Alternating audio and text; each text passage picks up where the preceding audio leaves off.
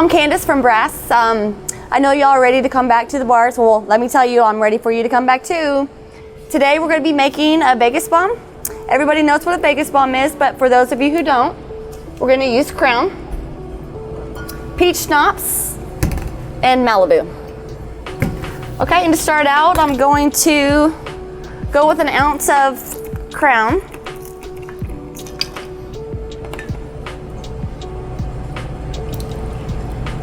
This is a very popular drink. I know when we were open before we had this quarantine, this was one of the most popular drinks. We're gonna do a half ounce of peach schnapps and a half ounce of Malibu. Okay, we will add some ice. Shake it up real good. Then we're gonna strain it in this shot glass.